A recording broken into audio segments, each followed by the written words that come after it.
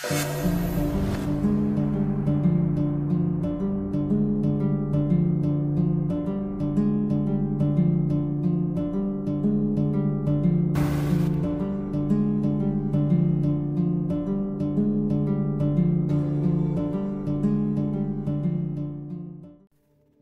mga magulang o ina ang gustong malayo sa kanilang mga anak, maliban na lamang kung wala siyang sapat na kakayahan na ibigay ang pangangailangan ng mga ito. Kaya mas makakabuti na lamang na ipaampon ang mga anak para mabigyan ito ng mas magandang kinabukasan o di kaya ilagay sa orphanage. Ang mahirap na desisyon na mawalay sa anak ay may malaking epekto sa parehong mga magulang at anak sa hinaharap. Noong 2008, isang trahedya ang nangyari sa Anyang, Gyeonggi Province sa South Korea. Isang ina ang natagpuan na brutal na pinatay. June 7, 2008, si Kang Maxim na isang 42-year-old at nagtatrabaho sa isang karaoke bar bilang hostess ay 2 araw nang hindi nakapasok. Hindi yon pangkaraniwan sa kanya dahil halos hindi ito uma-absent sa trabaho, maliban na lamang kung may sakit ito o may napaka-importanteng lakad. Nag-alala ang kanyang kasama sa trabaho dahil makailang beses na nila itong tinatawagan at sinesenda ng message ngunit wala silang nakukuhang sagot. Kaya nagdesisyon na lamang siya na i-check si Kang. Pagkarating niya sa bahay ay napansin niya na nakabukas ang ilaw sa bahay ni Kang ngunit walang may bumukas ng pintuan kahit na makailang beses na itong nag-doorbell.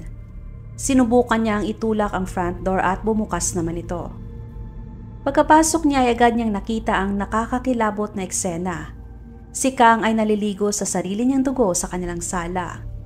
Ang pinangyarihan ng krimen ay kakilakilabot na kahit ang detective na dumating ay sinabi niya na yun na ang pinakamalalang eksena na kanyang nakita. Si Kang ay tumamo ng napakaraming mga saksak na umabot sa 39 na mga sugat. May mga sobrang lalim pa na sugat sa kanyang pisngi na halos sumira ng kanyang mga ngipin. Kahit ang mga rumisponding pulis ay nagulat sa kung gaano kabrutal ang krimen. Sa investigasyon ay nakita na ang maliit na bintana sa second floor ay nakabukas. Sa ilalim ng bintana na yon ay may kama at may nakitang mga footprints sa kusyon. Ang mga footprints na yon ay may mga dugo ng biktima. Nakita na mula sa bintana ay agad na inatake ng suspect ang biktima na nasa sala at kasunod nun ay lumabas siya sa front door.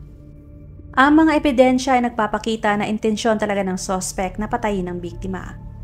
Yun ay nasa initial analysis base sa mga ebidensya nakita sa crime scene. Ngunit kalaunan ay nakita din nila ang motibo ng pagnanakaw dahil ang mga drawers at cabinet ay magulo at ang pera ng biktima ay nawawala sa kanyang wallet. Ang pagkagulo sa kwarto ni Kang ay kahina-hinala. Habang ang mga drawers at cabinets ay magulo, ang mga damit sa loob ay nasa maayos pa rin. Dagdag pa doon kahit na kinuha ang pera, ang iba pang gamit ng biktima gaya ng bank book at wallet ay iniwan. Dito nagpapakita na may hindi tama sa pinangyarihan. Ayon sa mga detectives, ang pagpatay ay maaring pinalabas lamang na ganon para magmukha itong pagnanakaw. Sa napakaraming sugat na tinamo ng biktima ay makikitang sobrang galit sa kanya ang suspect. Sa kasamaang palad ay walang CCTV sa palibot ng bahay ni Kang.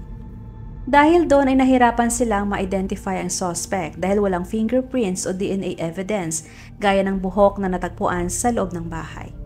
Sinimula ng mga pulis na interviewin ang mga taong malalapit sa biktima. Sa hinala, ang suspect ay maaring kakilala o kilala ng biktima. Nadiskubre na si Kang ay dating nakatira kasama ang kanyang 20 taong gulang na anak na lalaki kasunod ng diborsyo 7 taon na ang nakakalipas. Namuhay si Kang na mag-isa mula nung lumipat ang kanyang anak ilang buwan bago ang nangyari. Sa mga oras na yon ay may boyfriend si Kang na tawagin na lang nating si Peter na madalas na bumibisita sa kanyang bahay. Ayon sa mga kapitbahay ay madalas na lang naririnig na nag-aaway ang dalawa.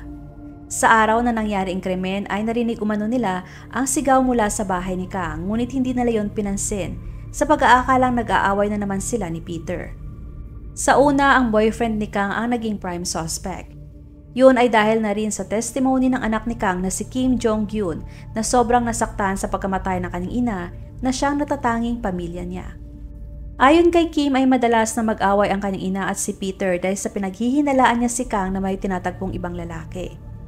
Katunayan ay hinimok pa ni Kim ang mga investigador na magsagawa ng autopsy para malaman ang katotohanan sa pagkamatay ng ina. Ayon din sa mga kaibigan ni Kang ay matagal na itong na-stress sa nobyo dahil sobra itong seloso. Noong sinuri nila ang cellphone ni Kang, ay nakita din nila na kung dati ay madalas na tumatawag sa kanya si Peter, ay nahinto naman ito nang kakatawag sa kanya ilang araw bagong nangyaring krimen. Ngunit habang inimbestigahan nila si Peter ay may hindi inaasahang nadiskubre mga pulis na nagdagdag sa pagiging komplikado ng kaso. Sa panahon ng investigasyon ay nalaman din na kumuha si Kang ng 13 insurance policies, 1 taon bago siya pinatay, at nagbabayad siya ng kabuuang premium na 1.8 million won o halos 75,000 pesos kada buwan. Ang policy ay magpe-payout ng humigit kumulang 320 million won o halos 14 million pesos pag siya ay namatay. At ang tanging beneficiary niya ay ang kanyang nag-iisang anak na si Kim. Normal lamang na magiging beneficiary ang mga anak at ang malaking halaga ng policy na yon ay nagdulot ng mga hinala tungkol sa pagkakasangkot ni Kim. Sinabi ni Kim na nasa kanyang apartment siya kasama ang 3 pang kaibigan at nagiinuman gabi bago ang krimen. At yung alibay na yon ay kinumpirma ng kanyang mga kaibigan. Sinabi din niya na hindi niya alam ang tungkol sa mga insurance policies na meron ng kanyang ina. Ngunit ang kakaibang kilos ni Kim sa panahon ng investigasyon ay ang siyang mas lalong nagbigay hinala sa mga pulis. Kapag nagsasalita siya tungkol sa kanyang ina ay para itong ibang tao. Ni hindi man lang siya nakitaan na nalungkot o nagulat sa nangyari sa ina. Ngunit ang pag-uugali ni Kim ay maaring dahil na rin sa komplikadong history nila. Dahil sa hirap sa pera ay inilagay ni Kang ang kanyang anak sa isang orphanage kung saan ay nanatili ito ng 10 taon bago niya ito binawi sa edad na 18. Ipinagpalagay ng mga pulis na ang kanilang pagkakahiwalay ay maaring nakaapekto sa kanilang emosyonal na koneksyon. Yun marahil ang dahilan ng kanyang kawalan ng emosyon pagkatapos ng pagkamatay ng ina. Naikwento pa ng mga malalapit na kaibigan ni Kang kung gaano siya nagsisi sa dinanas na hirap ng kanyang anak nung bata pa ito. Nakaramdam siya ng pagsisisi dahil sa hindi niya naibigay ang pangangailangan ng kanyang anak. Nakita niya na ang pagkuha ng mga insurance policy ang tanging paraan niya para ma-secure ang kinabukasan ni Kim kung may mangyari man sa kanya. Para makaya niyang bayaran ang mga kinuhang insurance ay walang humpay na nagtrabaho si Kang. Siya ay nagmamanage ng isang tindahan ng mga cross-stitch sa araw at sa gabi naman, siya ay nagtatrabaho bilang hostess sa karaoke. Sa kabila ng financial support kasama na doon ang kanyang college tuition at living expenses, ay maaaring may itinatagong hinanakit pa rin si Kim sa kanyang ina na maaring naging motibo niya kaya nagawa niyang patayin si Kang. Sa simula, ang investigasyon ay nakatuon lamang sa 2 suspects, si Peter at si Kim. Si Peter ay may alibay gamit ang phone tracking at CCTV sa kanilang bahay na nagpapakita na nasa kanilang bahay siya simula nang umuwi ito galing trabaho 1 araw bago ang insidente. Sa mga footprints na nakita ay wala din na nagmatch kina Kim at Peter. Hanggang sa nakadiskubre ulit ang mga pulis ng panibagong clue. May nakita silang maliit na marka ng dugo sa front door na nagpapakita na maaaring nasugatan ang suspect habang inaatake niya si Kang. Ang dugo ay type O at hindi rin yun nagmatch kina Kim at Peter. Dito nila napagtanto na may iba pang tao na maaaring suspect. Ang alibay na nakuha ng mga pulis mula sa kaibigan ni Kim na nakasama niyang nagiinuman ay muling binalikan din ng mga investigador. Tinanong nila ang isa pang kaibigan na huling dumating dahil sa may trabaho pa ito.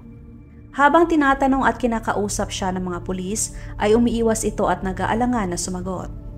Kaya naghinala ang mga pulis sa maaring hindi totoo ang mga naunang statement nila. Dahil sa pressure ay kalaunan umamin ang kaibigan na yun ni Kim na may isa pa silang kasama na kaibigan na hindi nasabi ni Kim sa una niyang statement. Ibig sabihin ay 4 sila na magkakasama sa apartment. Taliwas doon sa unang sinabi ni Kim na 3 lang sila. Ang lalaking yon ay si Cho Kyung-hwan. Kaya mas masusing tinutukan ng mga pulis si Cho. Ngunit sa mga oras na yon ay hindi nila makontak si Cho dahil nakapatay ang kanyang cellphone. Nalaman nila na bumiyahe si Cho sa Gonsan sa North Jeolla Province 1 araw pagkatapos ng krimen.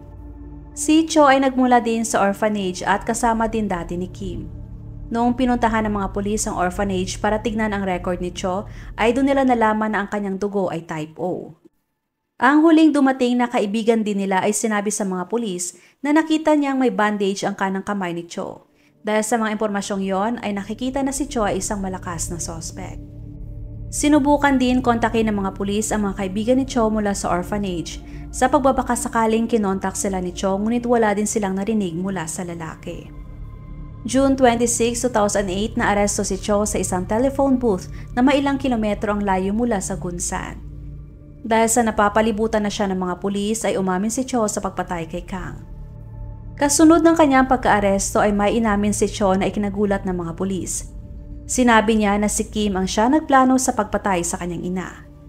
Saad pa niya na alam ni Kim ang tungkol sa mga insurance policy na meron ng kanyang ina na sumasalunga sa unang statement niya na sinabi niya na wala siyang alam. Ayon kay Choi, sinabi sa kanya ni Kim kung gaano itong nahihirapan sa kanilang buhay, lalo na pagdating sa pera. Kaya yun ang naisip niyang paraan at sinabi na, hanggang kailan tayong mabubuhay na ganito kamiserable? Kailangan nang mawala ang kanyang ina at mamuhay ng komportable gamit ang pera mula sa insurance. Ayon sa balita ay na-obsess si Kim sa kakaisip na may makukuha siya ng malaking pera pag namatay ang kanyang ina. Pinaghandaan umano ng mabuti ni Kim ang gagawing krimen at itinalaga si Cho na siyang gagawa. Pinangakuan niya ito na babahagian niya ng pera mula sa insurance bilang bayad. Umaga ng June 7 matapos silang masigurado na tulog pa ang dalawang kaibigan nila mula sa pagkakainom, ay tahimik na umalis sina Kim at Cho para pumunta sa bahay ni Kang. Nagdala si Kim ng hagdanan para maakyat ang maliit na bintana sa taas ng bahay at para makapasok bago pa man dumating si Kang. Naunang umakyat si Kim at saka binuksan niya ang front door para makapasok si Cho at saka bumalik ito sa sasakyan para doon antayin ang kaibigan. Bandang alas 5 ng hapon, pagka-uwi ni Kang mula sa trabaho, ay nakita siya ni Kim na papasok na ng bahay. Kaya agad niyang tinawagan si Cho na papasok ng ina at inutusan na gawin kaagad ang planong pagpatay. Habang ginagawa ni Cho ang pag-atake kay Kang ay nakaabang naman si Kim sa labas ng front door para maharang niya ang ina kung sakaling makatakas man ito. Pagkatapos ng krimen ay pumasok na din si Kim sa bahay para guluhin ang mga gamit at para magmukhang robbery gone wrong ang nangyari. Kumuha sila ng pera mula sa wallet ni Kang, kasunod noon ay pinunasan nila ang mga fingerprints saka umalis. Pagkatapos ay nag-drive sila patungo sa makahoy na lugar at doon nila itinapon ang mga ginamit sa krimen gaya ng kutsilyo, gloves at mga damit na may dugo. Agad silang bumalik sa kanilang apartment at nagpanggap na nandun lang sila at hindi lumabas para maiwasang magduda ang mga naiwang kaibigan. Ang testimony na yun ni Cho ay nagpabago ng investigasyon. Si Kim ang lumalabas na kasabwat sa pagpatay sa sarili niyang ina, dala ng kanyang sobrang kasakiman, makasarili at walang puso. Dagdag pa ni Cho na isang beses ay kinausap ni Kim ang kanyang ina kung maaari bang tumira sa kanila si Cho. At dahil sa nakasama niya rin ito dati sa orphanage, ay agad namang pumayag si Kang dahil sa naaawa din siya sa sitwasyon ni Cho. Ngunit dahil sa kahirapan din sa buhay ay kinakailangan na ni Cho na bumukod dahil hindi na rin siya kaya pang gastusan ni Kang. Dahil sa pag-alis niya sa bahay ni Kang ay may nabuo palang hinanakit kay Cho na maaaring naka-impluwensya din kaya siya pumayag na siyang papatay kay Kang. Noong narinig ng mga pulis ang confession ni Cho ay agad nilang inaresto si Kim sa kanyang bahay sa Anyang. Sa kabila ng mga ebidensya at statement ni Cho ay itinanggi pa rin ni Kim ang kanyang pagkakaugnay sa krimen. Ngunit napakaraming ebidensya laban kay Kim. Nalaman ng mga pulis na nagrent ng sasakyan si Kim at nagpagasolina pa nung oras na sinabi niyang natutulog lang siya sa kanilang bahay base sa kanyang credit card statements. Dagdag pa doon ay may nakitang fingerprints sa maliit na bintana na kalaunan ay nakumpirma na sa kanya. Lagi pang sinasabi ni Kang kay Kim na huwag siyang mag-alala dahil kahit mawala man siya ay mabubuhay siya ng maayos. Ngunit sa kabila ng mga reassurance ng kanyang ina, imbes na magsisi ay puro hinanakit lang ang maririnig mula kay Kim dahil sa paglagay sa kanya ni Kang sa orphanage. Noong tinanong si Kim ng mga pulis kung nakita ba niya ang katawan ng ina nung pumasok ito sa bahay pagkatapos itong pinatay, ay sinabi niya na hindi na niya tinignan pa si Kang dahil ang gusto lang niyang mangyari ay matapos ng lahat at mamuhay na siya ng marangya gamit ang pera mula sa insurance. Sa investigasyon ay nalaman din na may iba pang krimen pala na nagawa sina Kim at Cho. Noong April 25, 2008, 2 buwan bago ang pagpatay kay Kang, may inatake din sila na may-ari ng isang cafe sa Anyang. Ninakaw nila ang credit card at pera na nagkakahalaga ng 100,000 won. Sa kabuuan ng investigasyon ay makikitang sobrang nagsisisi si Cho. at kabaliktaran naman yon sa naging kilos at pag-uugali ni Kim. Sa huli noong November 12, 2008, dahil sa napakaraming ebidensya na naipresenta ay sinentensyahan sina Kim at Cho ng life imprisonment. Nag-apila sila ngunit binago ng korte ang sentensya at kalaunan sila ay sinentensyahan ng death penalty. Pinanindigan at sinang-ayunan naman yon ng Supreme Court noong June 23, 2009. Ngunit gayon pa man ay hindi pa rin makitaan ng pagsisisi si Kim. Katunayan ng binaba ang kanilang sentensya ay sinabi pa niya sa korte na ano ba ang ginawa ng kanyang ina para sa kanya. Napabalita na sina Kim at Cho ay parehong kinitil ang kanilang sariling mga buhay sa loob ng kulungan noong 2011 at 2012. Huwag makatubiling ibahagi inyong mga saloobin at komento. And please huwag kalimutang mag-like and subscribe sa aking channel kung hindi mo pa nagagawa. Magkita-kita tayo ulit sa aking susunod na video. Maraming salamat!